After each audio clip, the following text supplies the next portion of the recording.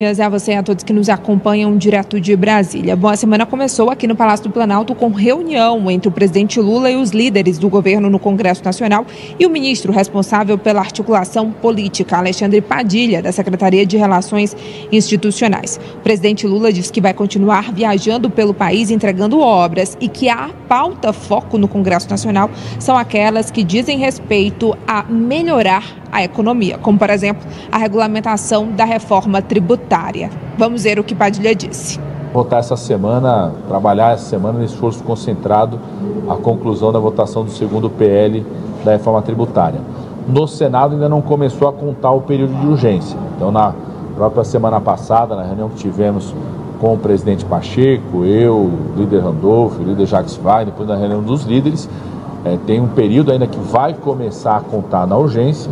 O Senado vai fazer o debate e a ideia é, vamos ver como que vai evoluir o debate no Senado. Agora, a prioridade do governo é garantir a conclusão da reforma tributária este ano. Padilha também tentou livrar ali o corpo do governo em relação àquela decisão da semana passada do Supremo Tribunal Federal e da Procuradoria-Geral da República de suspender o pagamento das emendas PIX, que são aquelas que o dinheiro sai direto do orçamento da União para a conta das prefeituras sem apresentação de um projeto específico.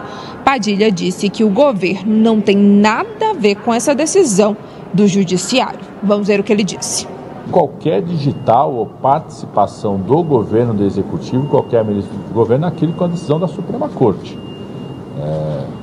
Que cabe ao governo, e nós sempre faremos, quando tiver uma decisão final da Suprema Corte, cumprir exatamente o que foi a decisão final. O governo atual cumpriu as decisões anteriores da Suprema Corte sobre esse tema. Melhoramos mecanismos de acompanhamento, estabelecemos critérios, foi cumprido situações, por exemplo, de avaliação, como solicitava a Suprema Corte, de avaliação da execução de obras, da qualidade das obras, né? Então, cumprimos exatamente que a Suprema Corte tinha tomado decisões em relação a chamado RP9. Pois é, Ananias, embora a fala do ministro dizendo que não há uma impressão digital do governo, não é assim que os parlamentares, sobretudo da oposição, interpretam. E é nessa semana, com o retorno presencial deles aqui, que a gente vai saber qual será a ofensiva. Semana passada a gente já antecipou que a lei de diretrizes orçamentárias, a votação será adiada, como o presidente da Comissão Mista de Orçamento antecipou aqui para a gente, o deputado federal Júlio Arcoverde, do Partido Progressistas. Enquanto isso, os parlamentares vão bolar ali estratégias para tentar não perder o poder que eles já têm sobre o orçamento. É isso, eu fico por aqui, boa noite para vocês, uma ótima semana e até amanhã.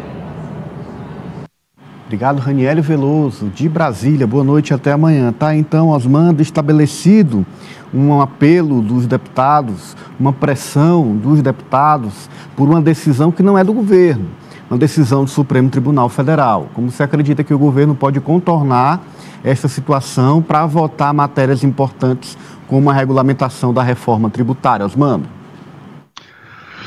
Olha, Ananias, a gente vê aí claramente que o Brasil está ficando um país impossível de se governar por essa postura, por essas imposições que o Congresso Nacional tem feito em relação a emendas.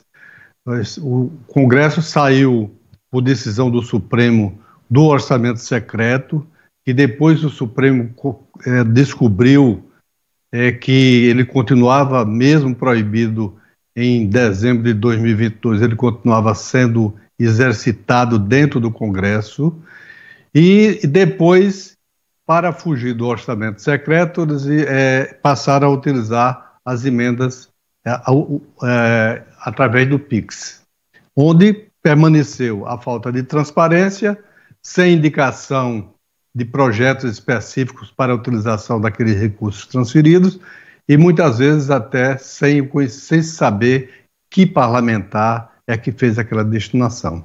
Querer agora, depois que o Supremo Tribunal Federal, pelas mãos do ministro Flávio Dino, proíbe, junto com a decisão também do Tribunal de Contas, da Procuradoria-Geral da República e o aval do Tribunal de Contas da União, de suspensão e fiscalização rigorosa das transferências via PIX, querer culpar o governo por isso, é simplesmente colocar uma faca no pescoço do governo num momento crucial para o país, que é o final da votação, da regulamentação das